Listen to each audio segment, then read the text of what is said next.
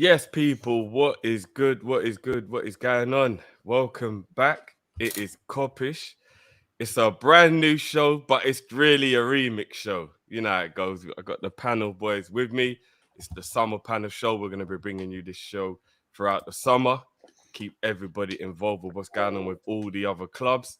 Chelsea, Arsenal are doing a madness right now. Newcastle's doing a madness right now. Man United's kind of doing a madness in their eyes. So we're going to chop it all up. We'll have a few people joining us later, hopefully. But with me, I've got the boys, George, Lee, Cass. What's going on, brothers? All good, man. All good, man. For now. Yeah. You know what's mad? Me and George have had the worst, longest, most jarring seasons ever. But the transfer window's not really bothering us as much as the two at the bottom. Look at them. They just don't look. You think they didn't have Champions League, George? Look at them. You think that they weren't coming off the back of both having good seasons, etc., etc. It's a bit of a mad thing, isn't it? It's mad how the summer can change things. One's won a trophy, the other one was, Someone's getting the league. The other one's getting a takeover that you thought that your club was gonna get, but clearly not. So that's the only thing I've got. It's like one of these ones. Yeah, man. Give it a year, man. Long distance relationship kind of thing, and we'll be together again. In that Premier League, we'll be all right. Big up Jay says, Lee, we are trying to see something stand up. I mean, I'm hoping it's just that he's 8 foot tall and not something else, but we will. Big up Jay as always. yo, man. But yeah, big up everyone. So where do you lot want to start? I'm gonna leave it up to everyone else, I know what's on the schedule, but it's obvious what's on the schedule when it comes to a certain player, another certain player. Obviously, we'll dive into the Koglu stuff, which, I think there's room for optimism in there as well. I mean, let's start with Cass. Because Man United. No, but you know why? Because in my opinion, Man United are actually doing a very smart move. But I'm intrigued. I'm actually intrigued to see. Whoa. So talk to me, bro. Man United, Mason Mount, David De Gea doesn't look like he's staying in the end. Talk to me, bro. What's going on with Man United in the transfers, man? Same old every single year, The only thing I can credit my club on for now is trying not to overpay for this guy. They wanted 70, 80 million at the start or something. And then now he's gone down to 65 they wanted. They're not going to get that. We gave 45 plus 5 in add-ons. That's all you're going to get. And I think we only give 5 plus. And if they reject that, I hope you turn to another target. I didn't know it could get worse for us because you could be doing something worse along them lines, paying like 65 million for a player that's, that's let's be honest, he's not good. But it stinks. I can't like no. You know what? Let me not even put on the front. It stinks, bro. It's horrible. It's horrible in this place. So you're not. It stinks. Before Cass explains why it stinks, just quickly, George, Lee, do you think that Mount is a good signing for Man United? Yeah, yes or no? Nah, he's I think it's just average. Average, no. Okay. See, me personally, I actually think Mount is a good player. And I'm not just saying this. Everybody in the chat already knows already. When Liverpool were linked with him, I thought it would have been a good signing because I know Klopp would have got the best out of him. I know the right manager can get him to play in the system that will make him extremely effective. He doesn't have to be messy to be effective. Do you get what I mean? So yeah, see, the thing that bugs me though is that he had a really great season for Chelsea. What was it, 2 seasons ago now? 2 or 3 seasons ago? But then anytime he plays for England, I don't think he's ever had a good game for England that I've seen him play. And then that's sort of telling for me, did he just have a really good breakout season or two with Chelsea fans gassing him up? Or I don't know, maybe it is just the fact that they've had poor coaches the last couple of years, but I just don't really know, man. He just feels very, very average to me at the moment. I love the guy himself, but as a footballer, I just don't know. Yeah, no, I think he'll be brilliant. So, Cass, what actually is it that is properly annoying you? You just don't like him, or you don't see where he fits in, or what's the gripe? Well, first and foremost, I think he's worth 30 to 35 million. With 1 year left on his contract. He had an awful year, and you got these chumps over in West London thinking they can demand whatever they want to demand when you're not in any position to demand. And maybe it's the English quota thing that Man United need to hit, potentially some Class A's. Maybe, but I just look at my midfield and think I need a first team centre mid that can ball out, like has like a Caicedo maybe. I wouldn't even take Rice at this point. I'm not even gonna lie. Like he balances out the midfield. Mason Mount don't balance out this midfield. Like I need a Barella, you know?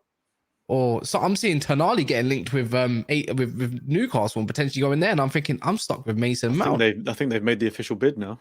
Yeah. The 60 million. So it's just I just don't understand it. Bruno Fernandes amount equals chaos. The amount. Where's the build up coming from, man? Like this is what I'm saying. There's no balance because in Liverpool it makes sense because the way Klopp wants to play, or we've known how Klopp wants to play. That's all he's good at. Energy, pressing, great. But when it comes to control, Man United lack control, and it's not hard to see. And I just don't see how we control any game with Mason Mount in the team, including Bruno Fernandes. Now, if you told me Mount was going to come as a backup, you know, to fill in positions, he could be a multifunctional player, I'd understand. But I have PTSD with Manchester United. I don't believe in this club to go get the targets that we need. And yes, the manager wants the guy, clearly wants the guy and sees something that he could do with him. But for me, it's like, just because the manager wants him doesn't mean I have to agree with it, you know? Like, yeah, that's true. It stinks of crap, man. Who's picking up? I just don't understand what's he going to do on an away day? It's going to look exactly the same at this current rate. You know, even with Onana, I suppose Onana can play better passes than certain centre mids. If we are to go get him, that's a big if. And then what now? Play some inverted fullbacks to dominate. Nah, man, it's the same team, and there's no striker yet, which is more concerning. So, but what about the fact that he's very versatile? So he'll cover a multitude of positions within the Man United team. Sounds like a utility backup player, though. That's not a first teamer. It's all well and good saying that as well, though. Like you saw that Chelsea pushed him to right wing a lot, and he just got in that position. So you can argue he is versatile, but doesn't necessarily mean he's good in those positions. He played quite well, though, you know, George, from the right wing. I think he had his best season statistically playing off the right wing for Chelsea. I think it was the year they won the Champions League. I think that was the year when he got like 25 goals and assists or something like that. He's got 9 open play assists in his career in the Premier League, by the way. Just letting you know, 9. Yeah, I know a lot of his assists do come from set pieces, but it's still a skill, though, right? If you've got accuracy on your cross from a set piece, like technically, it's still a weapon. Do you know what I mean? Oh man, all right. Let me ask you a question. Mason Mount, Casemiro, and Bruno as a midfield, does that scare you? It doesn't scare me, but I think it works. Case closed. Now let me tell you now. James Maddison, Tonali, and Bruno Gomes. Does that kind of worry you? A little bit. But then there's a lot of technique in there, and I'm wondering whether they'd be up for a battle, if you get what I mean. Like that. Tonali's a battler. He's got the strength for it. But you just proved my point. Casemiro makes sense. Bruno is erratic, so we need a controller. We have no controller, no playmaker, no nothing. You know, and I'm talking about deep line playmaker. Someone that's I don't know, is going to drive the ball up the pitch. Mason Mount, what's he good on? Yeah, he's got a good half turn. Oh, nice. Can he do it all the time? No. I just don't understand it. So, but you know, we still got another 2 months, two and a bit months till the window closes. So, who knows, man? Man United, just right now, I just want this takeover to be announced first and foremost, and then the transfer stuff is just going to be pure speculation. I'm counting down the days till De Gea gets released. 9 more days. So, looking good. Another week and 2 days. It fully might just be a homegrown thing then. If Maguire's supposedly gone, if maybe you sold Dean Henderson, it could be. Then go buy Jack Butland and stick him as your third goalkeeper. No, but what about aren't you losing? There's a possibility you might lose Sancho. I don't know if that is part of your homegrown quote as well. Yeah, he would be. Yeah, he's homegrown. Yeah, it would be. Yeah. So maybe you are in, like, you know, isn't there a couple of your young players that you can't really bring through now because you might be getting rid of them? I said bring back Mateo Kovar from Czech Republic, which he is coming back, and use him as a second goalkeeper and use him as a Class B homegrown instead. But there's always ways around it. We've seen it. Look at, you don't see mad English young, like, this is why Pep fills the squad with some youngsters sometimes, or people that you just don't know, Scott Carson's, Calvin Phillips, and these people that can just stay there and be that guy. I know they got Kyle Walker, Stones, Foden. You know, I just don't understand why it has to be Mount of all people. I don't know. I just get a player and stick him on the bench. And I know academy players doesn't count. You have to at least have 3 years in the academy. and then promoted to the team. So it's just Depends if you register them as well. Most under 21s you wouldn't. the fact, anyway. yeah. Do you get what I mean? So it's just unless we get rid of Maguire and McTominay right now, I don't see nothing. I see no movement. The only movement I've seen lately is Scott McTominay and Maguire is potentially West Ham. So I don't think you lose McTominay, but obviously I think Maguire will go. Maguire. I don't. Again, why are we not targeting the backup DM when you can see when Casemiro don't play the massive drop off? Yet you want to go get Minerals Mount? Come on, man, just make him. That makes no sense. Oh man, Minerals Mount. That's a good one. I like that. Lee, you look down, bruv. Talk to me, bruv. Arsenal. Now there's two things going on right here. There's players that might be coming to Arsenal that some of the fans aren't happy with. But on the other hand, there is maximum movement and there is definitely positivity within the Arsenal ranks, as in you are making bids for two players at the same time, both of quite high amounts, which means that you're spending money. Is it just negative because of the players you want? Is there not a way you can kind of look at this from a positive point of view? Talk to me, Rob. What's going on over at Arsenal, bro? I'm just going to talk on one of the players, man, because I can't talk on another player, bro. I literally... Listen, Declan Rice, I'll be honest, I think a lot of people know that I wanted Caicedo. That doesn't mean that Declan Rice isn't a good player. I think Declan Rice is an excellent player, but if you had to give me a choice out of Caicedo and Declan Rice, I'm taking Caicedo every day of the week. I think he's just an absolute game changer. I think if you get him, he takes you up a level or two. I think he's that good. So yeah, listen, I think Declan Rice, he's definitely going to be coming. I've said he's coming. We've also got Timber as well. I know that's definitely done as well. So yeah, listen, that's two, good players. I don't know much about Timber. I'm not going to lie. I'm not going to ever pretend to know. So yeah, but he looks good from what I see. He looks like he's somebody who can. He's very he can play out from the back. He does look a bit risky when he plays out from the back, but listen, he's somebody who I like. I from what I've seen, a little bit that I've seen, but yeah, listen, you can have at me with the other player, but yeah, I'm not talking about him, man. I can't even begin to find the words, man. I really can't. So, but yeah, no, listen, Declan Rice, what I am happy about and what I will say is it's a nice change, because over the last 10 years, we've waited till sometimes the last day of the window to get 3 or 4 players in. We did it even last season when we bought Tomiyasu, I believe. So yeah, listen, what I'm liking is that we're almost being a bit ruthless and cutthroat in this window. We're trying to go hard for we're trying to go hard in for the players that we want. And that's nice to see, because it almost is like, all right, you got some clear targets and you want to go in for them, and there's no kind of dilly-dallying, like I mean, again, I'm not even throwing shade, but I know that Spurs were going for the Ryers and stuff, and then they kind of stopped going for him and stuff. So at least with Arsenal, that's not a thing. So yeah, listen, but you guys, you can talk about whoever else you want to talk about, man. I actually need someone to make the compilation of Lee talking about him for the whole of the last season. I need to see it. Someone watching the stream. I'll be so honest, and this is me, God's honest truth. He's so insignificant. You wouldn't even find anything because I haven't spoken about him. That's just that you won't see me you won't catch me have said anything about this player in a negative or a positive, because he's so insignificant. But yeah. So, all right, before we move on and get everyone else's opinion on the elephant in the room, there's a couple rumors that Partey's leaving as well, Lee. How do you feel about that if that actually happens? Because to me, that means that you're not strengthening your squad. Yeah. Even though Rice is better than Partey, you're not strengthening your squad. So like, what? It's not Rice taking his position, bro. It's Lavia, isn't it? They're looking at Lavia. The thing is, right, with this whole Partey thing, look, there's something clearly happening in June with him that I believe may throw up a bit of controversy. Now, I'm not going to go into that. I don't want to, talk about a man's business and stuff like that. But what I know what you're talking about. Yeah. And then obviously, when you talk about those things, just the possibility of channels getting clipped up, and I don't want to do all of that stuff. But what I will say is, I think when you look at Partey, look, he's been a fantastic player at times for Arsenal, but he's just so inconsistent. So he can have a stretch of 6, 7 months, 5 months of being excellent, and then he can go in the peak time, the crunch time. He always kind of just goes he goes off the rails, and he starts doing things which are, I don't know, he's just a passing, trying flicks over the head over people like Declan Rice and stuff like that when you're in a title challenge.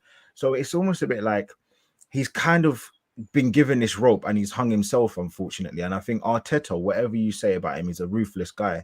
And I think what's happened is, unfortunately, I think there's just too much that's happened in and around him for the 3 years he's been here. But listen, I'm never going to change my opinion. I think if you talk about real, genuine, world-class players, and he's probably the absolute guarantee closest we have. I'm not saying he is, but he's probably the closest that we've got in the Arsenal squad, and he's a fantastic player. There were talks about him, Casemiro, and the likes of Rodriguez, who was the best DM in the world. And I think this season he was very much in his rights to be in those conversations. He scored a fantastic goal against Spurs at home. I was there. I was sitting right behind it, and I saw it, and it was absolute peach. He put in some monster performances, but I just think in the crunch time, the injuries and a little bit of inconsistencies is kind of has let him down. And I think if we can, we got him for £45 million, I believe. If we can get 40 million, 37 million pounds, you've got a good service out of him. He just turned 31 the other day. Happy birthday belated to him. And you kind of move on. But again, I'll be honest, Drift, I don't agree with it. But yeah, look, sometimes other things outside of football take precedent as well, and maybe Man United for that. I don't know. So yeah. We won't touch on that, as you say, because it's too touchy of the subject. But if he's guilty, it's an absolute madness, isn't it? So I get it. So George Havertz, let's talk, bro. I think you're probably the one who would be the most happy to stick the knife in, obviously, with it being your arch rivals. But I mean, do you think he is as bad of a signing as a lot of the Arsenal fans think? What are you saying about it? I just don't get it, to be honest with you. Maybe he wants some more attacking board. You still got the same issue that Jesus isn't a clinical. Havertz is far from being. So you can use the excuse all you want about him covering different positions. They tried that at Chelsea, and he can't play up front. No, not up front well, anyway. So you're effectively going to use him behind the structures, which again, like back in his Leverkusen days, was very good at that. He was a very good, I guess, shadow striker in a way. But then again, so that sort of makes sense if you're going after offensive midfielders, because they might need to be a single player to cover it if you're playing Odegaard and Havertz in behind striker with Martinelli and Saka. But yeah, man, it's a lot of money for a player that has completely flopped at Chelsea. And I do not see any rivalry talks between Chelsea and Arsenal again, because these guys bum each other. And well, it's more give Arsenal deadwood every year. But yeah, man, it's an interesting move. I mean, that's what's kind of mad there, right? Caicedo, Arsenal, that was the move a lot of Arsenal fans wanted. Arsenal obviously wanted him. This Havertz thing is, they're actually funding Chelsea to be able to go and afford the player that they want. Like, it's kind of like, do you remember when Chelsea bought Giroud so that Arsenal could buy Aubameyang? Like, it's true. Chelsea and Arsenal help each other out all the time. There's no rivalry here.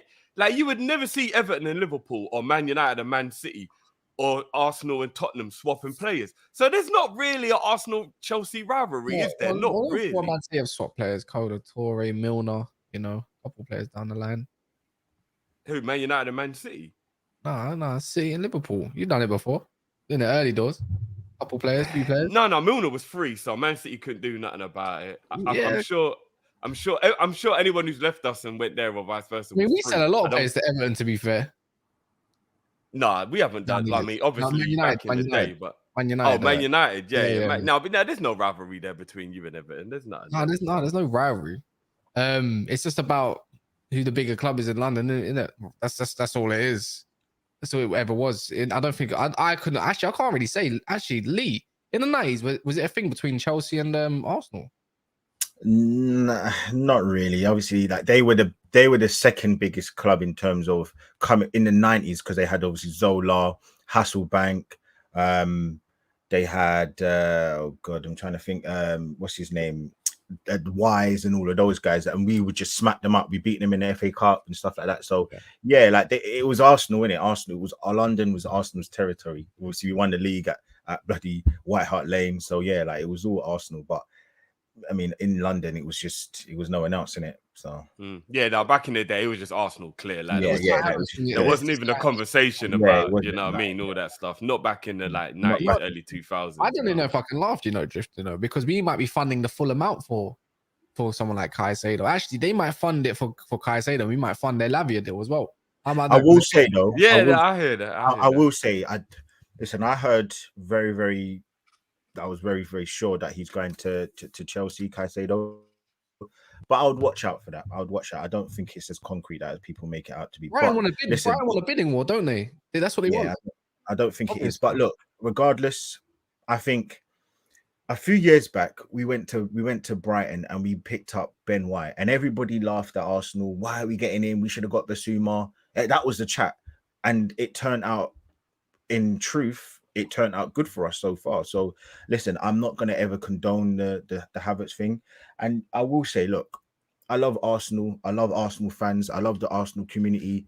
But what I'm seeing online over the last 4 or 5 days with this U-turn, where he's gone from Shy Havertz to King Kai, where he's gone from where I'm seeing all these compilations, and I'm seeing all these videos from when he was at Bayer Leverkusen. And look, you know what? A lot of people say that they hate Arsenal fans and they do all of these things. And I'll be honest, I've been quite disgusted with some of the things I've seen online from Arsenal fans over the last couple of days. Like, sometimes you don't always have, this isn't a dictatorship. We don't live in the UAE. And listen, I lived in the UAE. I loved it. It was fantastic 2 years there. But it's very much controlled by the royals there. And what happens is whatever they say is whatever goes on. And I feel like a lot of people are a little bit like the same with Arteta. If he says something, you have to do it and jump and ask how high you got to jump. He hasn't got everything correct. He hasn't got everything right. And people, Liverpool, you would know about this, Drifty. You've had some relatively poor seasons under Klopp. And sometimes people might go a bit far and say Klopp out. I don't think he's as good as people make it out to be. But as a Liverpool fan base, you might think, well, he's won you 7 trophies. You got to have a little bit more respect for him. So listen, I can see both sides of it. But yeah, listen, I'll be honest with you. Some of the things I'm seeing from Arsenal fans, I can see why Man United fans hate Arsenal fans. I can see why Spurs online hate Arsenal fans. I can see why Liverpool fans and Chelsea fans, because I'll be honest, I'll call it out. It's bullshit. Some of the things I'm seeing, I'm like, come on, you can't do there's a way that you do things, right? You can be shameless, but you can't physically call a man out for being crap. And then 2 minutes later, when he's come to us, you're finding every angle to make it out that he's going to be somebody that he's not. And I think that, honestly, I'll be honest, I'm calling it now. I think this might be the end of Arteta. I think he's bought his rope and he's going to hang himself. I'll be honest with you, because this is a huge, huge, huge moment. And not only I believe you're going for the wrong player, but you're buying a player for a lot of money. You're paying a lot of money for a player who's got to make a difference. And it can't be what we did last season, where we had a fantastic time, but we won nothing. Because now this is 4 years, and we have to start picking things up now. And listen, man, as I said, the player I'm not going to talk on. If I do, I'll be off YouTube for 6 months. So yeah.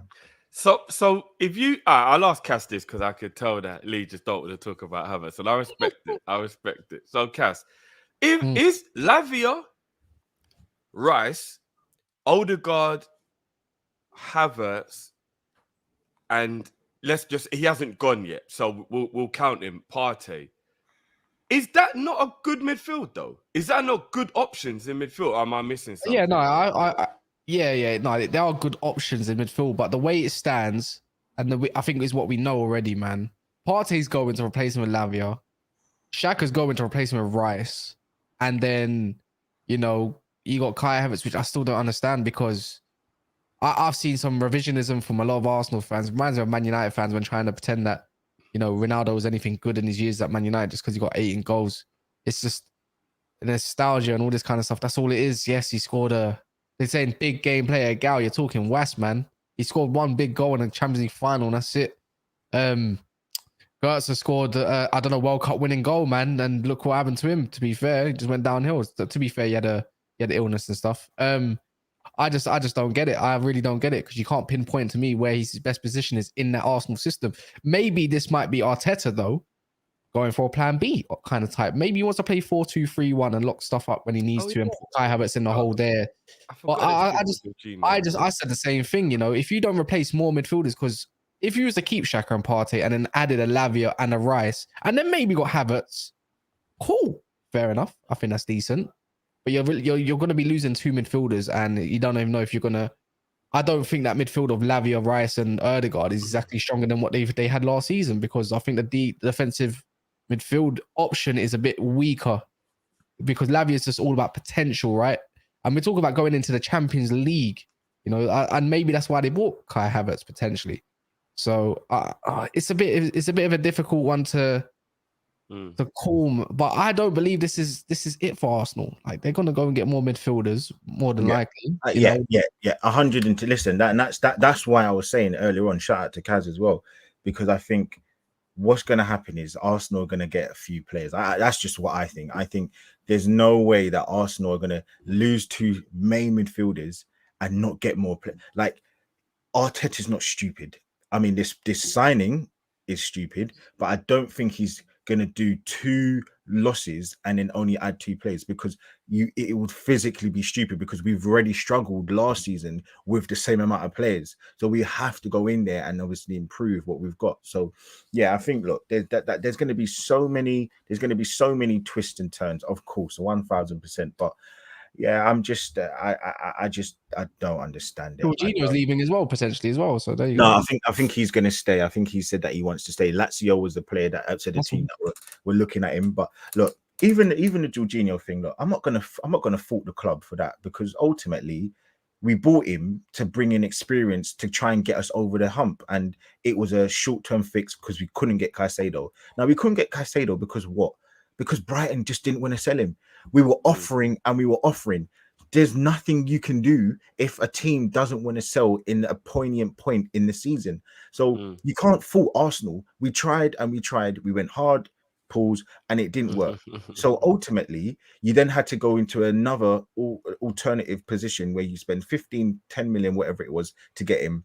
And we got him. And listen, you can say what you want, but if we had won the league, he scored a last minute, well, I say a winner, but he scored the 3rd goal against Aston Villa in the last minute. So he's done his job. He's almost paid off for his transfer in that one moment. So yeah, look, it's only 8 million. You know what I don't understand, right? I just don't know why you don't go get Caicedo and Rice, and why are you going to spend what is it that Havertz can do that Emil Smith-Rowe can't do? I don't know. I listen, they're both the same height now. They're both the same height now, roughly. You know, they both play relatively the same, but I think Emil Smith-Rowe's got a bit more grit in his play, you know, like, as in, he got a bit more determination. We all know what he can do. Like, if we're gonna do revisionism, then we're gonna have to do revisionism on Emil Smith-Rowe in that time before he got injured and had to go for surgeries, and then obviously his growth spurts and everything. You know, I believe. Well, I think he's a brilliant player. You know, and is it Balogun, Lee? Is that how you pronounce it? Yeah, Balogun. Yeah. Do you know what? Do not get it twisted. I think people do get caught up a lot with, like, names of, like, you know, like, you want the glitz and the glamour. We all do it. You see that Balogun, I'm not going to lie.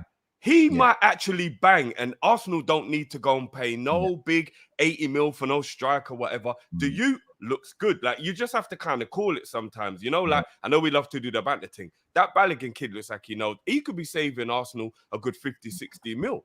Do you know what I'm saying? So he's better than Eddie, in my opinion. I think obviously Eddie looks like he might be going as well. I think the issue is we're trying to, unfortunately, catch up to Man City.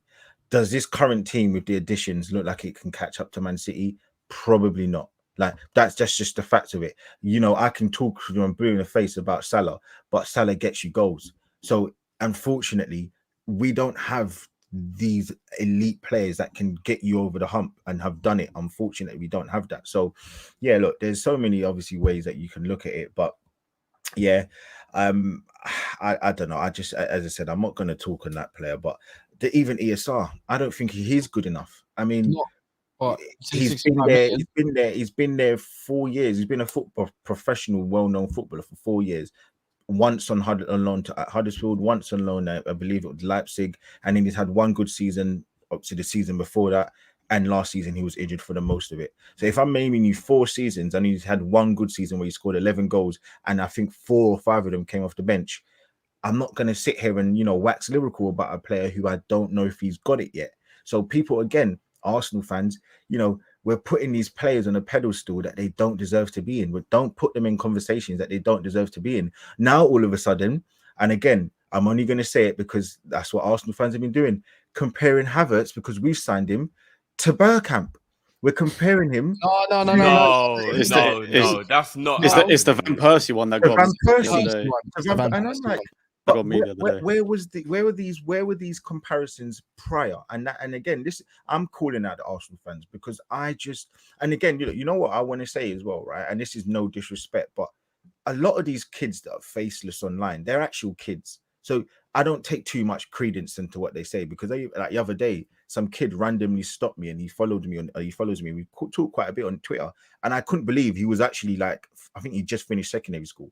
So like, he's a kid. So sometimes you kind of got to take it, and that's no disrespect to him, because he's one of my followers, and like, nice, but you just kind of got to take things by a pinch of salt at times. But yeah, I don't know, man. I just it's all very confusing in Arsenal's world right now, and I don't really want to be a part of that. I don't want to be the one that is you know, hailing somebody up that I don't believe deserves to be there. And as I said, I'm gonna say it now. I don't mind. I hope he proves me wrong, but I think he's going to be an absolutely horrible signing, and I think that's going to be the start, unfortunately, of Arsenal's and Arteta's demise. So, do you think it's a little bit of like, deer in headlights isn't the right phrase, but because of had such a good season last season, got Champions League next season, is it a case of you're now thinking you need to get this quality squad and signing like bigger names is the way now that you've sort of, Arteta's taken the 3 years to build that point using younger, less known players, but now it's almost like he has to switch and create this team because you're now playing these bigger competitions. I think it's probably a bit of everything. And again, I hope Arteta doesn't think that. I hope he doesn't think that you know, we have to kind of change the whole thing we've been doing for the last couple of seasons. But maybe that is part of it. Maybe that's something that, you know, Arteta thinks maybe I need a few more quality players who have been in the league, have been in a big moment, you know. So yeah, listen, man, I'm not too sure exactly what it is that Arteta's trying to do. And none of you can probably explain to me what he wants with Havertz, where he fits. He definitely can't be a striker for me because he just doesn't work there. If he plays in the midfield, we're on a cruising for a bruising, because we're going to lose more games than we're going to win because he can't defend. So yeah, guys, I've spoken enough, man. I don't know. I'm going to move on from Arsenal, but I actually personally think that Havertz isn't as bad of a signing as people might think. For 65 million? No, the price is outrageous. That's the thing. But if we're just going to look at the player, though, I think that Arteta has a plan for where he knows he can utilize him in the team. And when people see what the idea is, then they'll get it. But right now, we're just looking at the compilations of him being bad at Chelsea. And we think, but remember, Chelsea have been all over the place for the last 3 or 4 years. Like, if you really think about it, they've had like one settled season. Their lineup's been all over the gaff for years. They've been chipped in with like centre backs, midfielders. This is what I'm saying. So, like, they've never had a settled team. They've never had a settled system. They've never had a harmonious place. Arsenal's harmonious. It's more family-like. There's more confidence that gets bred from that love and support that goes around the whole squad. I don't think Havertz is going to be anywhere near as bad for Arsenal as. But you know what it is though, Drifty, though? I think he's a confidence. No, I know he's a confidence player. Right now, if I'm Arsenal, I'm thinking I want a mentality player. This is where I feel like Mount's a mentality player more than a confidence player. Like you look at his demeanor, his whole demeanor is. I'll ask the both of you as well, right? Do you think? Okay, fine. He might not be as bad as, you know, he was at Chelsea, but is he going to be as good as what we need? Because there's two different things. He might not be as bad, but is he going to be as good? I know, for example, this season, right, you've got a lot of expectations on Gakpo, Drifty. Do you think he's going to be as good as you expect him and hope him to be? Or do you think he's going to be, you know, similar to what Nunes was in terms of really decent start and he really tailed off at the end? Because if he's not, you ain't closing the gap on Man City. And that's what you want. That's where you need to be. So, yeah, listen, man, like, I don't know. I think I give him my thoughts on where the transfer will lead Arsenal. And I think nowhere good, nowhere to a positive point. So, yeah, Damn. it's annoying. I hear you. I don't know. hear you. Even 30 minutes, I don't know. I just nah. You know what? I think it's, 65. Nah, I just can't get over it. I can't get over I will say, I do genuinely hand on my heart. I say all of that. I think he's a better signing than Mount. If we do, I think he's a better signing than Mount. I do. It's not. No, I disagree with that. I think Mount is the better side. I I think think You're arguing he's- about if you want to be punched in the face or 2 punched threes, in the- really. I don't Yeah, know. would you want a punch in the face or a punch in the ribs, man? Yeah. It's the same thing, innit? Really. There's no point. I think Mount's more effective. Even in this Arsenal team, he'd be more effective than a Havertz. Because at least Mount, you say, oh, where can he play? At least he can play in the 10, or at least he can play the 8. You know what? He can play on the wing as well, just like Kai Havertz. And it's the same thing. I just think he can just do more. I'm not saying that he's great, but I just don't get Kai Havertz, man. The guy's. I'm trying to find a positive, man, and I just don't see the positive, man. I'm being dead serious. I'm being dead serious. I just don't see it, man. I don't know how he goes down. He's a player that you go get in August because you're trying to, fill in the squad, not your first signing that comes through the doors. I Edu in though, innit? Come on. Yeah, well, look, if we had got, I don't know, Caicedo, Rice, Timber, and I don't know, Musa Diaby, and Havertz is another one on the list, I'm good. Listen, I am so good. But I think then what happens is if it's like Rice with Lavia and a few younger players, then you're looking at it, and Timber, and then you're looking at it and you're like, yeah, it's all just gone shit to pan, isn't it? Like it's just all. Arsenal are getting closer to Man United than they are to City. That's the real truth about it. Currently, as it stands, of course, even if they get Rice, it's closer to Man United than it's to City. Because it's just not good. It's just not good enough, man. It really isn't. Because I was getting told. Get that off the screen, man. Get that off the screen, man. If this is true, if Adrian isn't trolling, then this is true. That's a madness. I was getting told, and it makes sense. And this is why you have to take accountability of what some YouTubers do say that are deemed negative. Like your Arsenal Football Club, you're in the Champions League. Like you're finally getting to the point that you wanted to be and everything. Like it's time to pick the world-class players out of the pot, not the players that might. You don't want to see players that they're going to be there in the next 3 to 5 years. No more potential. Let's see what he can do. No, we're going to go get the guys that are ballers now because that's what we need in our team right now. And it's just going back to what we kind of know. That's just my own prediction of it all. And yes, it's an overreaction because it's only a week into the transfer market and there's still lots to come. But as it currently stands, it smells of shit. And you just got to call it for what it is. It stinks heavily. Shout out to High Tech J as well, man. He's someone there who watches my stuff on YouTube as well, and I agree with him. It is early, so we gotta wait and see, man. I'm not gonna go too. Yeah, of course, yeah. Like Kath just said, we're only a week in. We are only a week in, but it does look a bit mad. It's kind of looking like Arsenal are spending a lot as well, which is crazy. Let's get through a couple of C supers before we move on. Sultan, Drift, keep an eye on the France under 20. Yeah, no, I will be. And I'm annoyed because I'm hearing that we're not actually going to do anything with Kefram until after the tournament. That means that's going to be like when we're back nearly start of the season because France are going to go all the way. So, I don't know. Anyway, big up Sultan says, while Harley, these Arsenal and Man United fans were laughing at Chelsea for having Kai and Mount, and now they're convincing each other that they are good signings. Next season, I want everybody to remember I am not on board with either one of them. Then what happened is everyone's going to be putting me in a position where I have to try and defend these players when I'm not trying to do it now. You are. He's going to score 3 goals, let's say 2 games, and then Release just going to come on with his smirk, and he's like, "What I say about?" I knew I was playing the long game. I'll be honest, because I don't believe in other players. And listen, Walcott scored over 100 goals, and you would never call me. You would never catch me saying he's a good player. So I'm not going to change my mind. I hear you. UFC. I'm not sure who he supports, if it's Liverpool or not, but he's kind of.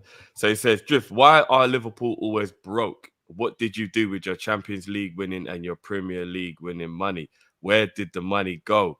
Bro, your guess is as good as mine.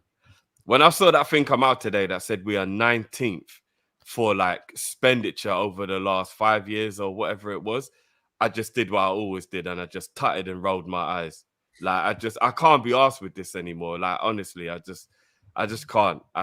When I'm seeing Aston Villa and Fulham and all these teams outspend my team, and I just don't get it. I'll never get it. I don't understand it, and I'm not even going to try and understand it anymore. If I'm being honest with you. But moving on, actually, do you know, we are going to move on to Tottenham right now, but because I knew the big questions were needed to be asked later. Welcome, bro. What's going on? Yes, my people. What's everybody saying on this beautiful summer's evening? I can hear birds chirping in the background and all sorts, bro. Trust me, my guy, this is one of the greatest days I've ever had following this football club. 5 here we goes in a day. The generational donkey has finally left my football club. The reign of terror is over, and he's now Lee's problem. It's perfect. It's perfect. Things couldn't be. I'm surprised you better, haven't man. changed your Havertz in an Arsenal kit yet. Oh shit! No, I'm on my phone, so I can't find it, bro. I see it. Hey, there's going to be plenty more pictures coming up of Havertz in an Arsenal shirt, so it's all good. Well, we'll leave the best till last. Obviously, we're going to get into that Chelsea stuff in a sec, but let's touch on the Tottenham stuff, George, because I actually think you've made a brilliant appointment in your manager. I don't know what you think. We haven't spoken about this. I think your appointment of your manager is brilliant. Bun all them big names now. Bringing a guy now who knows what he's doing. I think so. Talk to me, man. Tottenham, what's going on? How are you feeling? Yeah, look, man. I mean, I'm never going to pretend and say like I knew anything before because I did not. I don't watch Celtic on the regular. Obviously, watch the Japanese or Australian or that either. So I didn't know anything before. At the beginning, it just felt like a typical Nuno situation again, where we spent ages looking for a certain manager, didn't get it, went a different direction. But you know what? The more I went to him, the more I saw the stuff. I think it's just really smart, man. It just feels a bit more like the Poch days where we're actually finally looking a bit more at data, looking a little bit more of if we want to play, a little bit more of personality of the team, and trying to be positive for once. Because as much as I try and make the 2 years better, yeah, man, it's been pain.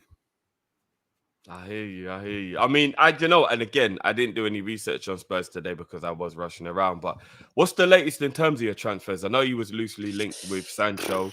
What's happening? Tell us about Tap Sober, because that guy is not 24 years of age. He's not. I love him. I think he's a quality. Yeah, because anyone's better than Eric Dyer and but he's not 24. But no, he's a top target, man. I think he'll be a quality signing. But again, man, it will cost a lot of money, which is why we saw. Obviously, we wanted Raya stalling over the fee. We ain't gonna want to pay 40 mil for him. Which I think it's understandable. He's not 40 mil, but at the end of the day, we don't have. We need to just target in ASAP before what we'll do, because obviously we're not out of place right now. So keen on the move. So I don't understand why we're not doing it. It does feel a little bit like penny pinch, because it will end up being like 35 mil with add-ons or something dumb anyway. So no, man, I think we're quite literally chatting to Brighton and Brentford and them, man, because we're going down the stats route now of all our signings. So there's going to be plenty of players that I've never heard of. But yeah. I mean, it could work though. I know the Premier League and the Scottish League are two totally different levels, but what he did bring in, you know, going into the Asian market and stuff at Celtic, like it really worked, and he actually brought in some good players. So are you hopeful that he'll kind of do a similar thing? Are you okay with that? Like kind of getting no names, but like the quality will be shown through it, you know what I mean, later down the line. So it's not going to look glamorous, but it will end up being prosperous in the end. Or are you a bit annoyed that might be the way you're going down? Sorry for my audio. Hold on, let me just sign. Yeah, it has been. Yeah, I didn't want to interrupt you, but it has been glitching. Clicks out. Is that any better? That's just my headphones. Oh, that smells. Yeah, no, but you know what? If it's not going to cut out, then I kind of get that it's better than it cutting out constantly, because it was cutting out before. It might be my Wi-Fi though. It's a problem. Anyway, yeah, I think to be honest with you, like we got to be realistic. We're not a club that's going to sign these 70 million players or this, that, and the other. Like, it's never going to happen. So as much as I would love us to sign big names or proven players, it's just not going to happen. So if it's just a smarter way to go, if we're bringing in a manager that's playing an extremely attacking football, he knows exactly what he wants to get in every position. Yeah, I'm more than happy, because the amount of times I see just Spurs fans complain non-stop about, like, how is it that Brighton can find these gems out of nowhere, or like so many other teams are able to find these gems and we can't, and we have to try and pay over the odds or whatever it may be. Like it might be nice to actually do that ourselves for once and just build a proper team rather than just doing guesswork. So I don't know, man. It's actually quite exciting times. Just we've just got to face reality at this point. We're not anywhere near the teams that are above us, and we just need to start completely fresh and build on it. I hear you, but we haven't spoken about what happened at the end, and obviously you didn't get anything. You didn't want the Conference League. I remember you saying that, but how you feeling about you and Chelsea? Obviously, you care more about your team, but having a season now where both teams who need to sort themselves out are just going to have no distractions. Could it be good? Could it be something that could actually mean that you finish way higher up the table? You haven't got to keep doing the traveling, and you can just go Monday to Friday on the training ground, understand what the manager wants. Are you happy with that? Unhappy? Yeah, the reason I'm happy with it, and I said it last time, I didn't want it in the first place. Like as a football fan, yes, Conference League would have been nice because me personally, it's nice to just travel and go to these games to places I've never been to before. But that aside, and we're talking purely football, not having games in these random places where we don't have a squad. Bear in mind, we're rebuilding a squad where we're going to be playing a completely different style now. So it's not even just that we need to bring in a couple players. They need to learn a completely new style of football. We're going to need that time on the training pitch. Like even when Conte first joined, he was complaining about the fact that with these Conference League games back then, playing 2 or 3 times a week, he has zero time on the training pitch to actually implement his ideas. So if we had that distraction in the way, we didn't have a good enough squad anyway to rotate and play the competitions. I'd much rather us actually just play a good first team across all the competitions, because we can't keep going out in the quarterfinals of FA Cups to Middlesbroughs, to Sheffield Uniteds, to whoever, because we decided to play Lucas Moura instead and have a laugh when he's off at the end of the season. Like I don't want to see any of that anymore. I want to see us actually go for the trophies with a good first team with these new signings, and then that should, in theory, help the league as well, because the players aren't going to be as tired. But it's all theory at the end of the day. But George, I wanted to ask though, are you look, you've got Arsenal somewhere along that line, you've got Man City, Liverpool. I think those probably will be your absolute bankers for top 4, right? You then got Chelsea, who I believe should be going for the title with the amount of money they've spent and the money they're going to spend. You've also got Newcastle that might be pushing to make some moves. That's 5. I ain't even mentioned Man United as a guaranteed as well. So that's 6. Where do you fit yourself in there? Because are you ready to be patient that you're probably not going to get top 4 for a while, or what? Because I'm patient. I know other fans aren't going to be. I know that for a fact. Like we're probably one of the most impatient fan bases in the league when it comes to that sort of stuff. Like we somehow seem to be demanding that we should be up there at the top when we're not. I know I can be, because I've just gotten to a point now where I really just want to see a trophy at Spurs. And I feel like this is a very good season to have a very, very good go at getting at an FA Cup or League Cup just to begin with, and build on that, and then worry about the league in years to come. I definitely still think we're in and around that bracket. Definitely around. Like I don't think we're going to just fall off and become this bottom half team or whatever. I don't think that at all. I think we're still going to be competitive. But yeah, we're miles off the pace in terms of like top 4 in those teams. Well, speaking of trophies, so just quickly, hopefully Lewis will be able to jump back on when we talk about the Chelsea stuff in a minute. So I'm going to save it again. He's just getting home, so big up Lewis for rushing home to get on. Speaking of trophies, fucking, it is what it is, isn't it?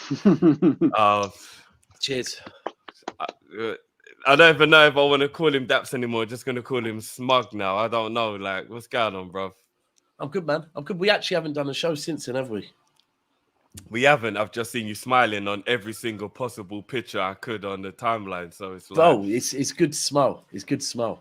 Look, but if my team did what you did, I'll be ecstatic. So enjoy it, brother. You earned it. Do you know what? Do you know what? I just said this. I was just doing a show with Tosin, right? And sometimes he gets a bit spiritual. The mad thing is that back in late January, when we played Tottenham and lost to them, I was in one of the worst places mentally, myself, and my team was in the mud. Like, awful performance. Charges came out the next day. And now It's not just a team. I'm happy. I'm smiling because I'm happy. The football helps, but I'm happy as well. But yeah, mad, bro, mad. Do you know what it was? I listened to our chairman the other day speak, and he summed up perfectly. When people say, now you've won one, which one do you prefer, the Premier League or the Champions League, right? It will always be the Premier League because the first trophy I saw was with my dad, the Premier League, right? But more so, we need to win another one for me to be able to answer that, because this one felt like relief.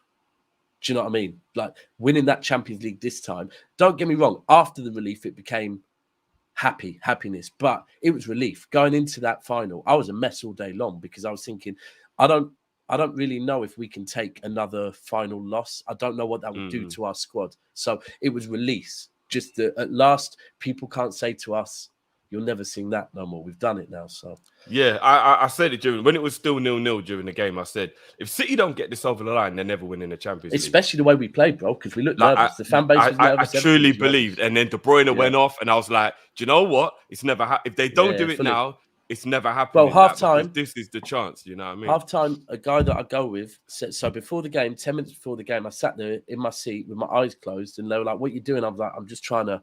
Probably the run was in me a little bit. I was going, but I'm trying to manifest how we win this, and because I was that nervous. And at half time, I was like you just said, I was going, we're not playing well. The fans, we're not loud like we have been on all our other away games. De Bruyne's just gone off.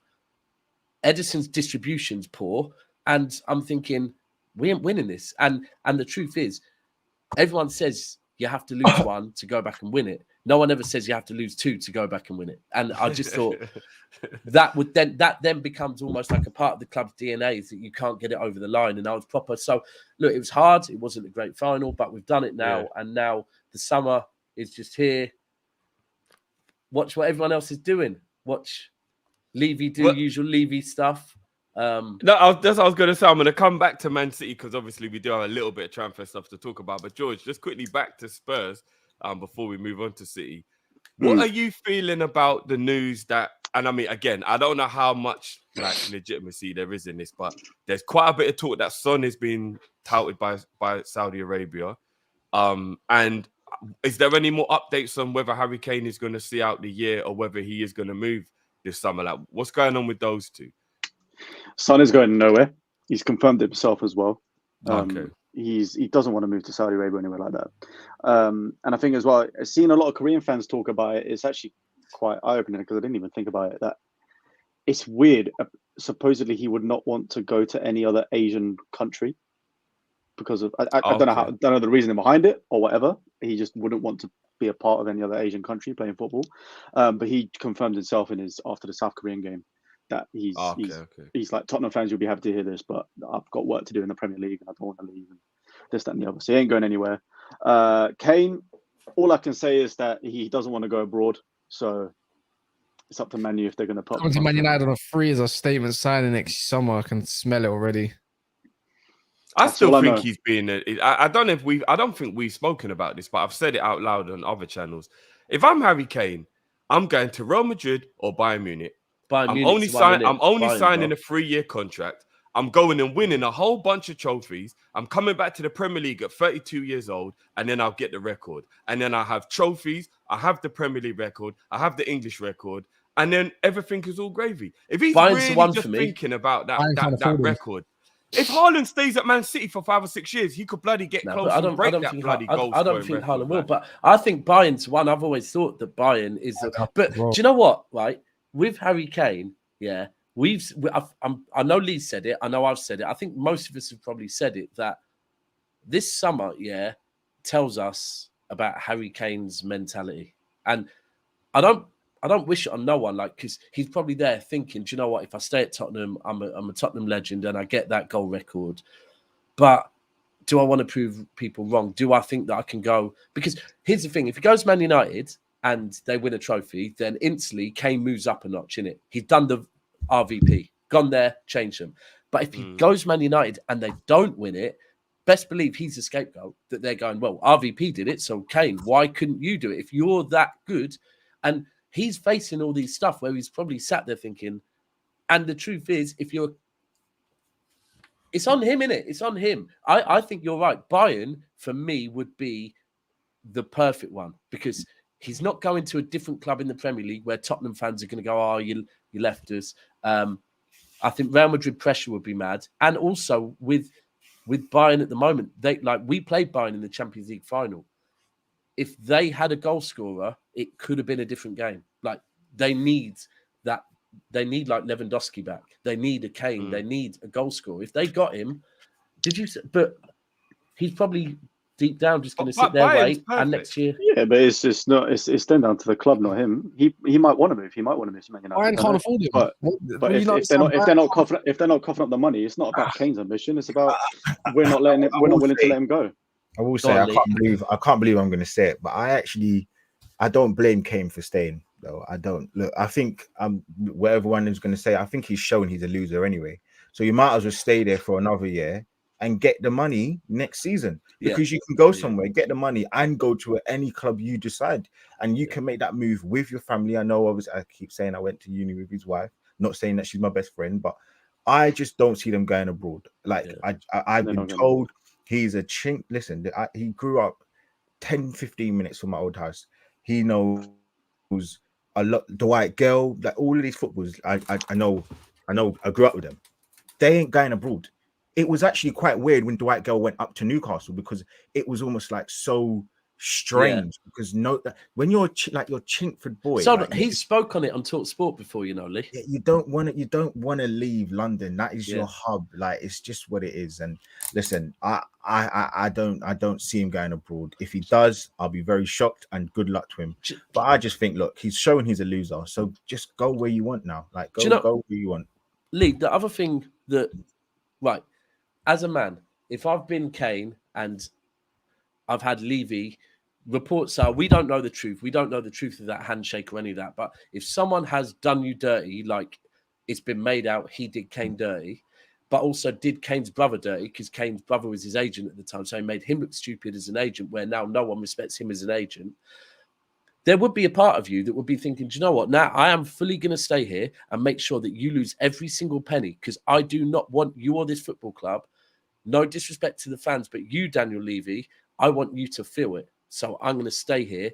And I look, if you've been there for the 2 extra years than you wanted to, you'd be looking at it going 1 extra year. And at the age of, how old is he now, George? 29.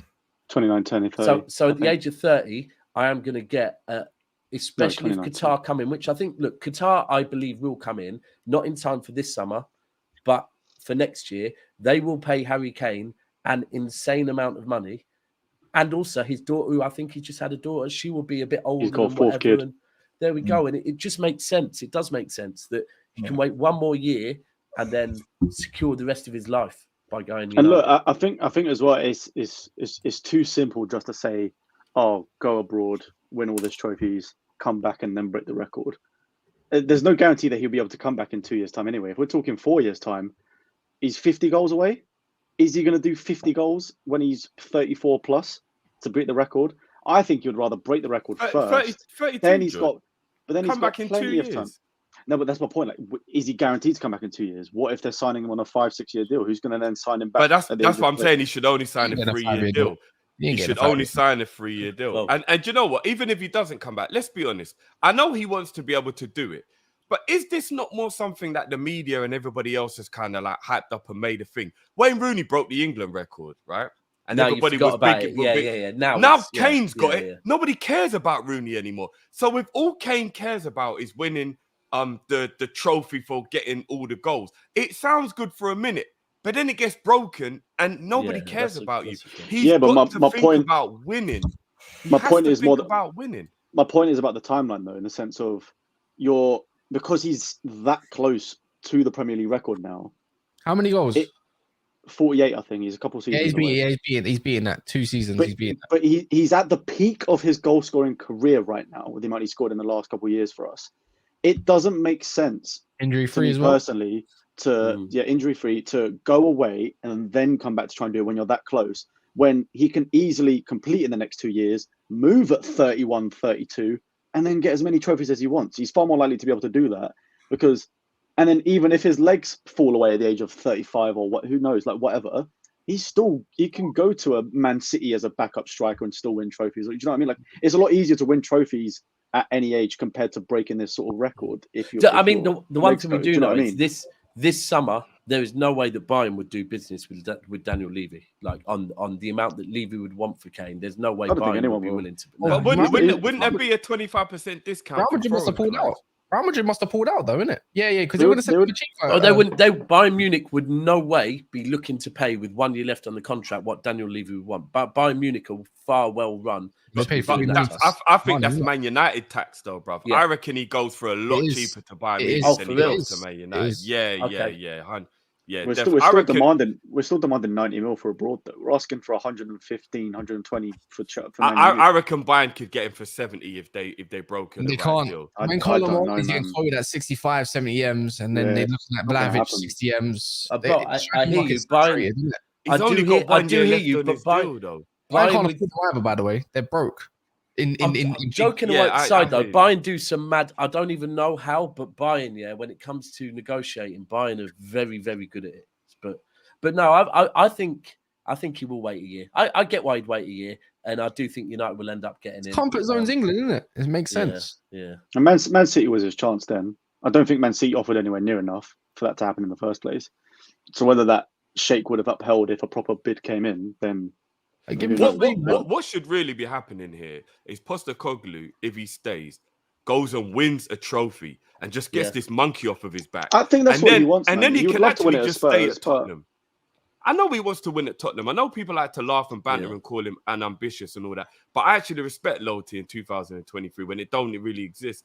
And as long as he wins a couple trophies at Tottenham, I think that would mean more to him than winning a trophy at a team he doesn't really want to play for. I think so as well. But you got to remember though, like it's not all about that because have Tottenham been loyal to him? Have they made the Yeah. best team? Have they made the absolute best efforts to get him a trophy? Probably not. Yeah, they're giving him the I'd managers. argue technically we have. It obviously hasn't No. worked Because out, what I will say, look, I've never but gone you into a don't understand. season. Kane adores Mourinho. He adores. Yeah, no, Mourinho. that's what I'm He saying. loves I him. was But you saying lot minus- didn't. So No, we I was have saying been, minus- so we have I been was- ambitious with them. It just hasn't worked out. No, that's what I was saying. Minus the managers, I'm talking about the players. Have you went into a season thinking, I've got all 11 best, 12, 13 best players that I can go in a nice cup run and absolutely win it against Man City, who are probably going to dominate the league or dominate But- those 4 cups? Probably not. You But know, Lee, what you did- forget the league. You're never going to win a league. So that just write that off for us. No, but Lee, what you've just done there is the key is what you've done there is, yeah, and this is where I think the mess at Tottenham is that there needs to be an objective. And what you said is spot on. Like I said to some Tottenham fans back at the beginning of last season, it's great that you have bragging rights over Arsenal, but you haven't won anything in this country for a very long time. Man City have, right? Your manager you've gone and got in hasn't been great in Europe. Our manager has won a Champions League.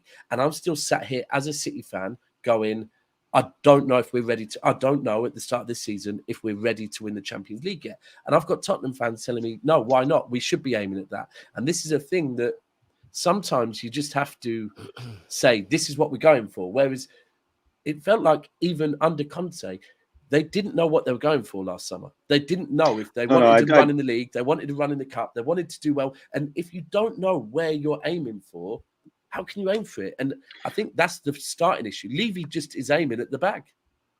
The problem is what I do agree with what you're saying 100%. I think the problem is you're right. It just got a bit messed up because we brought in 2 very big win now managers, which realistically their aims are to win the league. That's what Mourinho's aim is. That's what Conte's aim is to win the league.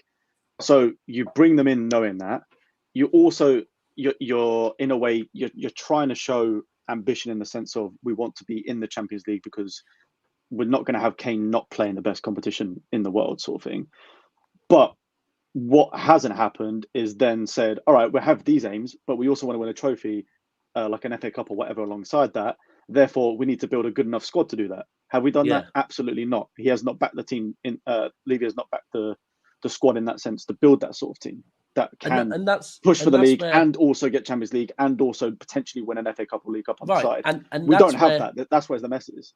Yeah, and that's where I would say you've probably spoken Arsenal plenty, but that's where I would say right now, by the looks of what I'm seeing at Arsenal, that's what they're doing. Like they do seem to be trying to build their squad because they know we're coming back now. We're going into an era where the stadium's paid off. We're now back in Champions League football. We've got money. We've always had money. Now we can get a certain level of players, and we want to build up the squad because ultimately you have to do that long term, not short term, not best 11, go once and then drop off. Arsenal are building a squad so that it keeps going. They're dealing with the age right. They're doing everything right now, I think.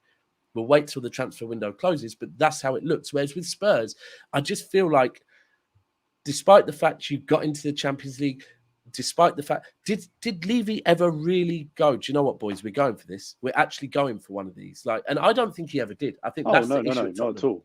He's He also inflicted an own transfer ban by not backing Pochettino for 3 windows in a row for when we were at the top of the league as in fighting at the top of the league for no reason whatsoever. He was happy to ride the fact that he didn't need to spend any more money because things were going well. Yeah, and that there is the problem. Then he's tried to make up for it by bringing in win-now managers and he has spent a lot. Like, don't get me wrong, he's spent money in the last few years. But it's the fact that he's so involved in these transfers that he hasn't done anything. He's not gone data driven.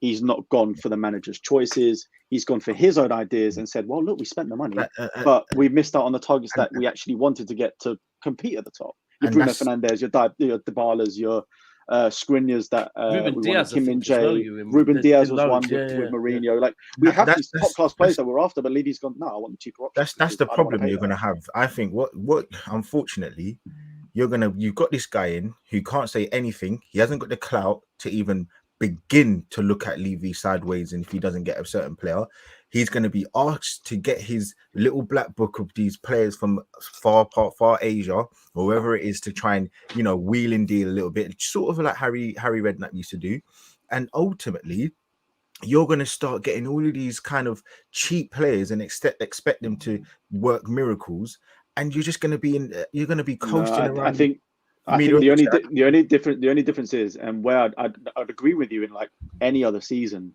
I think the difference is I genuinely do believe we're actually doing it smarter this time, because the Postecoglou has done that at everywhere he's been. It's him that said, "I am finding these gems." George, he's not demanding these better players. He got rid of like 14 of Celtic's like prized players and said, "No, I'm building this team that I want to see away." It's music to Levy's ears because the players aren't going to. I know that's the point, but the thing is, right? You talk about the Scottish League. Let me drop some game to you.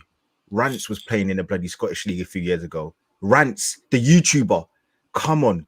The levels of the Scottish League compared to the Premier League is literally night and day. So if you start bringing these players that are of a certain level, in truth, they're Championship level, most of them, League One. I'm saying to all. That's not my point, though. I'm not saying go buy the Celtic team. No. What I'm saying to you is those caliber of players, those type of players.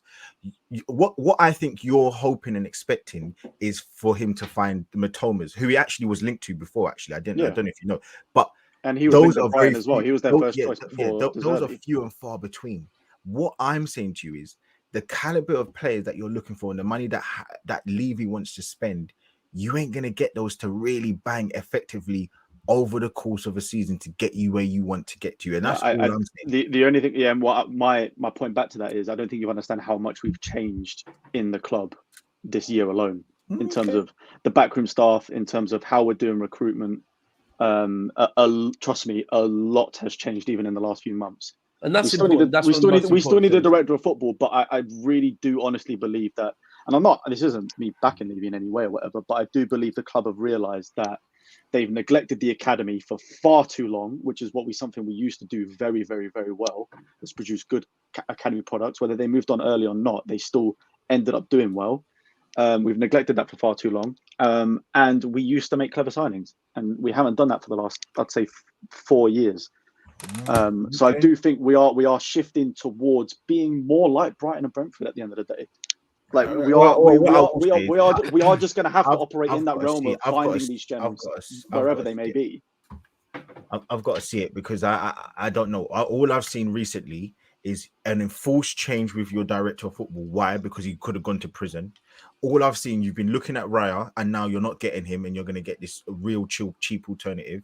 Why? Because he don't want to spend the 40 million. Yeah. So yes, you listen. You know your club inside out. I'm never going to tell you you're wrong. But all I'm saying is, for me to believe this, I need to see. Yes.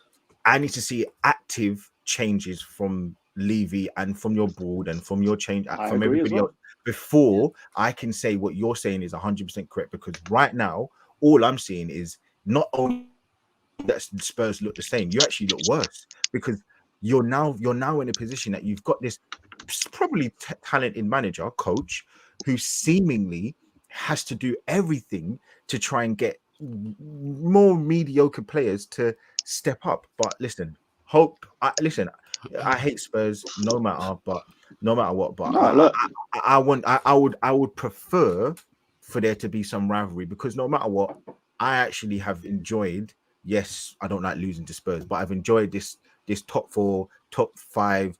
Who's better, Arsenal versus Spurs? It's actually been quite enjoyable, but I don't see that happening for a little while. So yeah. no, look, and I agree with you in the sense of I also need to see it for my own eyes. Like I need to see Levy is actually committing to this change. But I think I can only base off of what we've done so far, and so far we have just completely shaked the backroom staff. We've completely shaked the ideology to go back towards this, producing academy players, finding lesser talent that because we're just not going to sign your Rices and whatever for however much money. So it is just a wait and see game at the moment, and I'm not going to pretend like I know anything about this Empoli striker goalkeeper that we're signing, but just purely based off the stats, it looks like we are doing exactly what Brentford and Brighton have been doing, and he's up there in terms of your like passes as a goalkeeper, your shot stopping. Yeah, fair enough. With Brentford's new goalkeeper Flecken, it's them two at the top of the graphs and stuff. So it's like maybe we are just getting there. We're gonna have to wait and just see whether it's worked or not. I've got no idea if it's gonna work, but all I can say is we're trying to get this more progressive attacking football, and we're trying to do it, finding these gems that normally you pay over the fee for the likes of Brighton. So the right way. Who knows? I do believe it will be the right way. I mean, the moment you lot have all been waiting for, last topic of the show. You know what I mean? Speaking of, it's just like London's just a crazy place right now, isn't it? No one knows what's happening in London, but I'm going to bring him in now. Yesterday's price is not today's price. Yesterday's price is not today's price. We've got Fat Joe on. It's Slim Lewis instead. Okay. What's going on, B? What's going on? All good. What's everybody saying? What's everybody saying? I mean, we've talked Arsenal, we've talked Tottenham. Let's keep the London vibe going, bruv. Save the best till last. Your club is on our madness, bruv. Talk to me. What's going on? Yeah, we just got our Caicedo money. Big up to Lee and all the Arsenal fans and all of that. I do hope you enjoy your package deal and all the simps that have now invaded North London as a result. It's been a great day. 5 here we goes.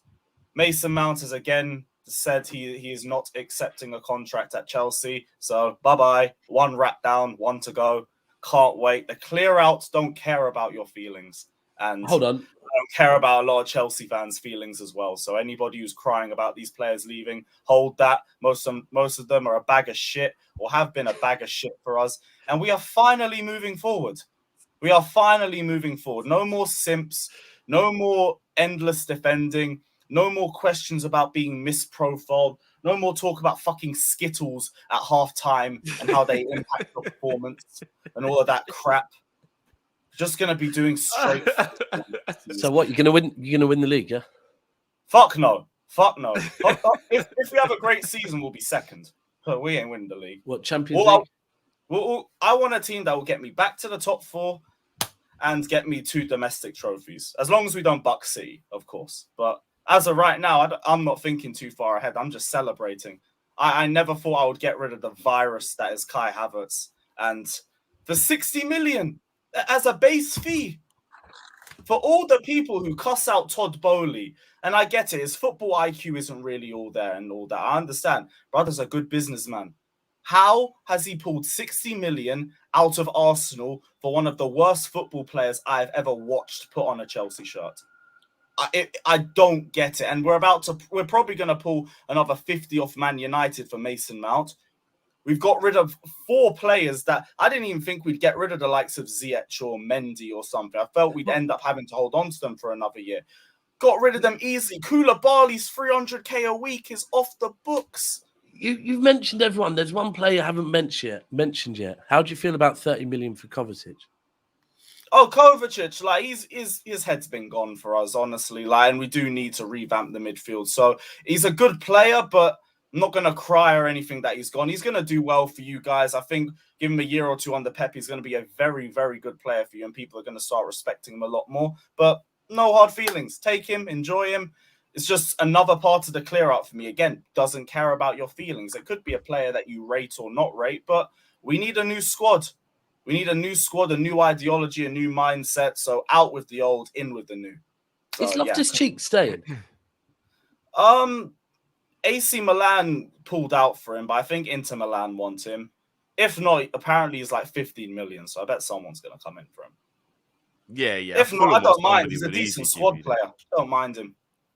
So I'm gonna come back to City right at the end again, Dabs, because there is 1 or 2 transfers that have happened with you guys.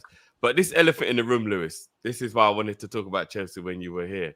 Now, we're not going to start getting into the whole controversial politics of everything because it'll get too deep for trying to wrap up the show. But is this not a little bit of a madness that Chelsea are like finding another loophole, this time in Saudi Arabia, where people have shares in this and shares in that and ownership here and ownership there?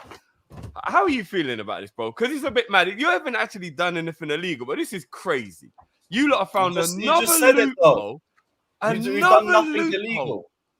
But like, what is going on with these loopholes that you lot keep on finding? Like, what is Todd Bowley's aim to just destroy FFP? Like, is that what he's just trying to? He's trying to find every single way to just like. People had their jokes. That's it. People had their jokes, but the joke's dead now. Todd Bowley's a good businessman. The football IQ, like I said, he has been a bit naive. He's built an infrastructure. Now he's stepping back and he's letting them do their thing. And again, 60 billion for Kai Havertz, the amount of outgoings I've seen. This is ridiculous. But all this is coincidental. The Saudi league's been injected with 2 billion. They want to add a bunch of big name players. We have a bunch of big name players we're trying to get rid of. And they have the money and the resources to just offer them the same wages that they have and the book fee for the player. It's just transfers. That's the key, the book fee. That's the key is the book fee, because people could think they're paying the book fee. What the asset is depreciated. So to Chelsea, that Chelsea are actually just going, cool, you got rid of the wage, give us what they're worth on our, so Chelsea aren't losing money. You know what? I want to speak on this loophole thing quick, because you're spot on. They've found a loophole and they're manipulating it. But Bowley's being an American who's calling it out, finding loopholes, and I'm working loopholes. I honestly believe like that's what most football clubs do. I do believe very confidently, after watching our interview the other day, we will also beat the charges, and it will probably be based on loopholes, right? But we haven't called them out. We go, no. We don't need to give you evidence. Like sometimes if police pull you over and you're like, you have no right to do this, so do it properly. So City is saying, take us to court. Then they'll do loopholes. Does that make us less moral than Chelsea? Because he's calling out loopholes. He's probably best case on loopholes as well. But it's unfortunately, that's the world of football, isn't it? That is the world of football. I mean, when has football ever been morally correct? It's not. It's not. That is true. It's just mad, innit? Everyone thought Chelsea was in the mud, and just somehow they've just managed to. Chelsea always land on their feet. Chelsea are like a cat. 9 lives, always land on their feet. Do you know what I mean? It's crazy. It's actually crazy, man. And you know what? I wouldn't hate us, love us. We'll just respawn and come back even stronger. You know what they do to cats in China, though, yeah? Allegedly. in China. Allegedly, Lee. Listen, Allegedly. I tell you that this isn't no MJ or nothing case, bro. There's videos there, bro. I see what they do to them cats in China, and if you want to be that cat, I'll definitely send you over to China, my brother. All right, do you know what Arsenal do in London? They spend 60 million on Kai Havertz. Oh, Bro, But right, so here's my take on that. Can I it's just 50, by the way. But, yeah. can I just right? I get it. Yeah, Havertz at Chelsea, it hasn't worked out, but I think we can probably all agree. Maybe Lewis, to be fair, you've probably watched more of him, but I think we all know that technically he does have technical ability. Yeah, it hasn't worked at. But how old is he? 24. 24. Right, so he's 24. They've paid, so whether it be 60 or if everyone's saying 60, they probably paid 50 because that's the way the media work. Yeah, if he does go Arsenal and has 2 bad seasons, Arsenal would probably still be able to sell him to a German club for like 40 million. So I don't think, and I do get it. I'm not a fan of Kai Havertz. However, I don't think you can judge Arsenal's window on this just yet. If the window shuts tomorrow and Arsenal haven't strengthened in any other areas, then you can judge it, right? A bit like I said about Liverpool when they bought Gakpo, that if that's all they bought in that window, maybe they should have gone and got a DM. But until the window's shut, if they went and got Gakpo, then went and got Amrabat, I would have gone great window because they've gone the 2 things. So with Arsenal, they are about to go into the Champions League. If Havertz is being brought in as another creative play, because I think Arteta will play him in a different role than people. I think Arteta might do something mad with him, yeah? And if they get the other people, I don't think 60 million or 50 million is a risk, but it's not that big a risk. Because if he does come good and he does hit the levels that people always said he is, then they've got a deal. I actually think it's probably... Chelsea is good for you. You need to go on with him. But I think with Arsenal, it could work. And if it does work... It might work. I agree. I mean, but you got to remember, bro, they're moving mad. Arsenal are about to get... I mean, if all reports are to be true, Rice, Timber, Lavia, and Havertz all done within the space of a week. They're moving early mad. doors Like, as well. You have Early to doors. respect it. Whether you think they're good or bad signings, you have to respect the fact that they're actually getting it done. I wish Liverpool would go and get all 4 of the signings that we want all within the space of a week, get them in early and all that stuff. Like, I'm annoyed that we're dilly-dallying now. Do you get what I mean? Like, moving it on to you, Daps, just quickly, because obviously I said I want to talk about it. News come out today that Gundogan is officially going to Barcelona. Obviously, you're bringing in... I wouldn't say it's his replacement. No, I wouldn't say it's his replacement. No, but obviously you're bringing in Kovacic. I mean, again, Chelsea are doing deals with the enemies here as well, which is weird. Whether they need the players off the books or not. Mount to Man U, Kovacic to City, and then obviously Arsenal with Havertz. Like, why are they doing so much deals with the enemy as well? What's going on? Is a Premier League changing here? Or I think it's a win-win. Like, for us, 30 million for Kovacic, I do think that is a bit of a stopgap. I think long-term, it's probably a role that maybe he thinks Foden will play, but he maybe doesn't think Foden's quite ready yet. Also, when you sell players, sometimes you just can't get a replacement. You have to change the way you play. And I think Kovacic, he's looked at, gone 30 million. His ball retention's good. It's a limited risk. And I do think there's probably a bit of the fact he's Croatian. We want Vardiol, he's Croatian. At City, if you look at it, we definitely do this Portuguese speaking, and we try and make there be that harmony within the squad. So I'm cool with it. The Gundogan going was like, it's major, isn't it? It's major. It's major because of how much he's achieved for us. Because he's up there with the best now. Last 3 seasons, every season. First season, he was our top goal scorer. Last season against Villa and other games, he was clutch. Today, this season, captain, and he also scored the 2 goals in the FA Cup final. But I get it, yeah. There's nothing against the club because we offered him 2 years. He's taken a 2-year contract to Barcelona. So this is simply, he wants a new challenge. His missus likes Barcelona. They've got a Villa there. He wants to go. And I'd rather players go at the right time and we remember them well. Like Vinny, Aguero, David Silva, Yaya Toure, Pablo Zabaleta, Fernandinho. Not one of them, you could tell me, has gone on and been better after you left us. So with Gundogan, I think it's probably the right time. We need to refresh. It's hard because like replacing him. I'm just happy he didn't go Arsenal because I think he could really could have been the missing piece at Arsenal. So I'm glad that didn't happen. And now wish him well. Yeah. Can I just ask you just personally, like, what if you're losing, say, like Gundogan, Mahrez, potentially Bernardo Silva?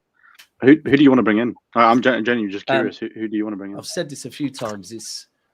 It's to the point now where I could sit here and I could start acting like I know what we need, yeah. But Pep roulette is every week, right? Pep changes formations or whatever. It's a blessed place to be where you just go, do you know what? I trust the board. I trust the manager. Generally, when we do things, there is a plan, and we don't see it until about February. But it is what it is. You can't sit here and go, right, this player's gone, so we need a like for like. Because when De Bruyne goes, we ain't going to get a like for like. You just have to trust the board. And you know what? Yeah, Harry Kane at that point. If next season is a rebuild, because next season might be a rebuild, it really might. If we lose a load of senior players, next season could be a bit of a rebuild. And then Pep's last season, because I think he goes after he finishes this contract, is his last hurrah to hand it over to someone in a good place. Because I don't think Pep wants to hand it over the way Fergie handed Man United over with old players. So I'm just here going, you know what? We can't act spoiled. Like, I'm looking forward to next season. Hey, George, you just made me think something. What if Man City do the absolute madnesses of all madnesses and they get Kane because he's free and they just have the two best strikers in the league playing for the same team? We wouldn't do that because of wages. Wages, FFP. There'd also be no point in watching the Premier League at that point. If we wouldn't do Man City don't care about wages. Madly, and we do. We wouldn't do that because it just wouldn't. At his age, it wouldn't be right. We wouldn't do that. Plus, United would pay. Let's be real. United will pay him more than us. United will pay him. Well. Yeah, but he's more guaranteed to win trophies. That's what he's leaving Tottenham for, right? He's guaranteed to win trophies at City over Man United. There's no guarantee you're going to win at Man United. There's a guarantee you're going to win at Man City. I think United might drop out of the top four next season, to be frank with you. I think because Qatar are going to end up coming in so late, I think the challenges to City will be Liverpool and Arsenal, like very clearly at the moment as well. For Liverpool, could just play Kane in the 10 role, bro. Do you know what? The one thing I'm actually really intrigued by with City is how Pep is going to change his tactics, because there's no doubt he will. I feel like he will. You know, are you sure? Because I feel like he always, one, he's trying to revolutionize. Two, I now feel like everyone is just going to try and copy his style again, which happens a lot in the Premier League.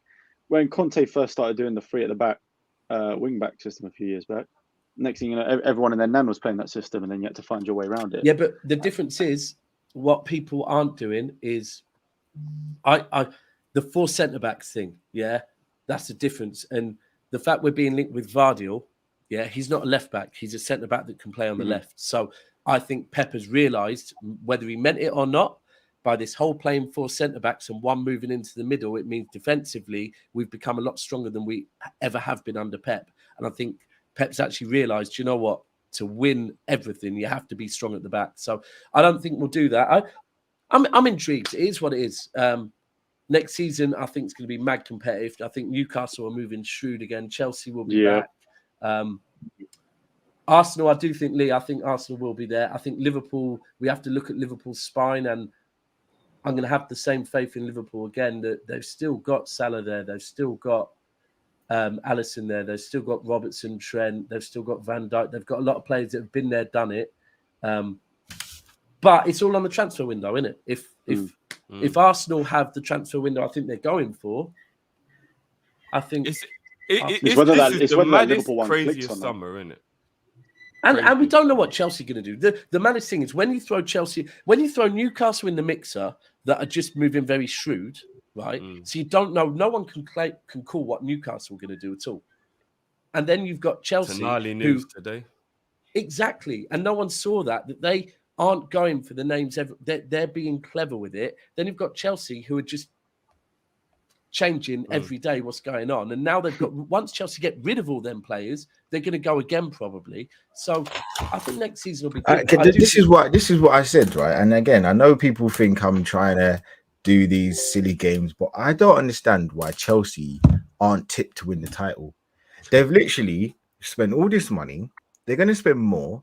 And now, today, you've already got rid of Havertz, who was a problem for you. You're getting rid of Mount, who was clearly another problem for you. So not only are you're subtracting, but you're adding, because you're getting rid of players that are clearly there were an issue for you.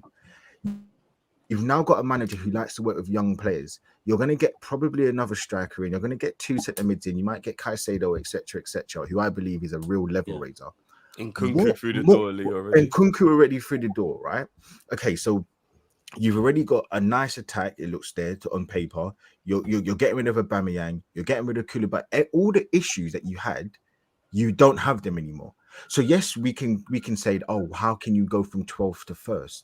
But you've got everything laid out for you. And can I also say, a couple of seasons ago, we were tipped to get top 4 because halfway through, because we had spent 300 million.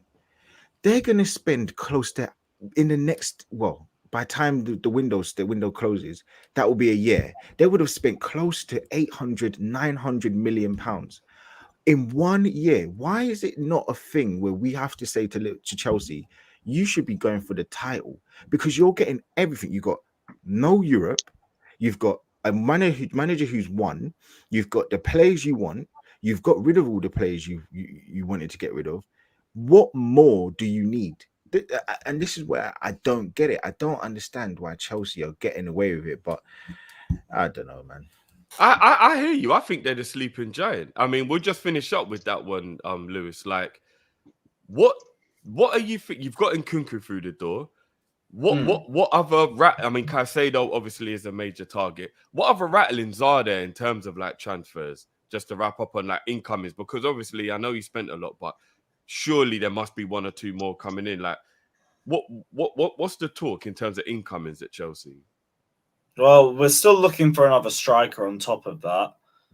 I think we need another midfielder, because there's a lot of them already leaving. So I think we need to get a little bit more depth in that position. We don't have a goalkeeper capable of winning the Premier League yet. Kepa's not at a good enough level, and I don't think he's ever going to be at that level. So, no. Maybe if we have a very good season and everything works out to our level, we'll finish second and we'll win one of the domestic cups. So we're not winning the league. This Man City team's going to walk it next season. It is what it is. Okay, but again, all I'm saying is, if you get Onana, who's the keeper, who looks very Onana good, don't want to join us. Okay, if you get a good keeper who you've been linked to, you get your DM, you get Caicedo, whoever it is, and you get everybody keeps saying, oh my god, if Caicedo pairs up with Enzo, they're gonna then get this, and then you've got this Jackson guy coming in. I believe he's a Colombian guy coming in, striker. Yeah, but like I just don't know. Like 11 in his last 10, and that's it. I don't know. Nothing Listen, to really get you've hyped got about. Poch now. You've got the manager. I don't. What more? What more do you need? Unless you get an Mbappe, I don't know, but I just think Chelsea. We haven't got the players in. He hasn't implemented his style of play on the squad right now. It's a whole load of if, buts, and maybes. If Chelsea smash their first 10 games this season, maybe we can have a conversation like that. Just not now. Like I think you're the one to watch, Lewis. I genuinely do. I think Chelsea are the one to watch. I think if Poch gets this right, no Europe, no distractions. If Poch gets this right, I'm not saying you'll win the league. I still think City will win the league. But again, Man City are a phenomenal team, but they've got to make more alterations now again. Like Gundogan leaving is a big deal. If Mahrez leaves, that's a massive part of the squad rotation with quality. Like, I'm not saying they can't deal with it. They proved they can, but they've still got to deal with it. I don't know, man. I don't know. Next season is just going to be extremely interesting. It's going to be extremely interesting. But, but I feel like we've had such a bad season. It's like, I'm taking it a game at a time. I'll see what we're like after 10 games. Don't do that one game at a time thing. It doesn't end well. Oh, no, that's why I'm not. It did for you, bro. You lot caught Arsenal. No, we didn't say that. That was a United thing. That one game at a time thing. That sounded like a PR answer from. That was a United thing where everyone was getting carried away with United. That was a United thing. Look, I'm intrigued, man. I'm intrigued. It's going to be a great season. I think it's going to be a mad one. I think it will be as well. But I'm baffled at people. I get it with Chelsea, but for me now, I have to look at things, and I look at Arsenal and think how close they did come this season. There's ifs. If they strengthen, Why can't they? Right, next season, yeah. And then Liverpool, because I'm sorry, but for years I said United, we have to be careful what we say about United when Fergie left, because eventually they will be back. And it's the same with Liverpool, that like until that group of, I do think for Klopp this season, by the way, this is a season where he gets judged. I don't feel to judge Klopp on last season, by the way. But this season, we now judge Klopp that if Liverpool don't, I don't even want to say top 4. If Liverpool are not challenging next season, and again, this is based on how much the board back him and who they bring in, but with that spine that have done it before, if Klopp does not challenge this season, then there is substance to the whole thing that everyone says that once he drops off, he drops off. I'm not saying that now. I still rate Klopp to the point where I think you will bounce back. But if you don't, there has to be some very serious questions about Klopp next season. Yeah, we'll talk at the end of the summer window, Daps, because that's when I'll make my assessment. And it is based on how much he's backed. I do agree with that massively. Yeah. And obviously, if we get all of our targets, we'll be okay. If we don't, we'll talk, innit? It's interesting. It's a mad one right now, but I've enjoyed tonight. I hope you have, viewers. It's been a brilliant panel. We've had everybody, obviously, like Cass and Lewis missed each other, but we've had everyone tonight. It's been a brilliant show. Big up yourselves as always, boys. Everyone's link will be in the description, guys. Make sure you go and show love to everybody. Make sure you go and give them a follow, subscribe, and all that good stuff. And we will be back with another summer panel show in a fortnight's time. So next Wednesday, we've got a special coming for you guys that we're really looking forward to. We're going to be doing one of our special draft shows for you. And then the panel show will be back the Wednesday after. So big up the boys for giving up their time during the summer as well. Make sure you lot subscribe to our channel as always on the road to 30. Come on, guys. Make sure, get that treble winning cup out my face, Daps. Make sure you subscribe. We're on the road to 30. Come on, guys. Get us to 30, man. Just subscribe. A lot of people probably don't even realize they haven't subscribed. You know what I mean? So make sure that you smash that subscribe button, like the video. And yeah, we will catch you on... Oh, guys, as well, an announcement. This Friday, we may not have the call-in show because we are doing some moving around stuff as well, guys. And we probably are going to make the call-in show once a month now, and it will be the last Friday of every month. So this Friday, there may not be a call-in show. There'll be one next Friday, but this Friday, stay tuned to the socials and we'll let you know. If not, we'll probably still be hitting you guys with some form of show, though. We're not going to just, leave you like empty-handed, but we're just doing some moving around now, doing some shuffling, We got some branding, some things. Hope you look like the music today for today's show as well. Like we're just doing, it's the summertime. We've got to move things around. So can I just say one thing as well? If you stay here after this show, I think Cal said it, that it will take you over to Never a Foul, where from what I've heard, there's a deluded Arsenal fan that I need to go and chat to. So. Well, there you have it, people. The redirect will be on. So make sure you lot stick around for that. Definitely go and show your love to Never a Foul, as always, guys. Hopefully you lot are already over there and subscribed and following the guys. So yeah, George, Lee, Daps, Lewis, big up yourselves, boys. It's been a pleasure. Blessed weekend. Been great. In 2 weeks' time when we talk, there's going to be a lot more confirmations. Postecoglou might have done a madness.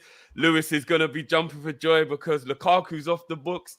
Havertz in an Arsenal kit for real is going to be a mad one. Daps knows who's replacing Gundogan. Who knows? 2 weeks is a long time in the summer, right?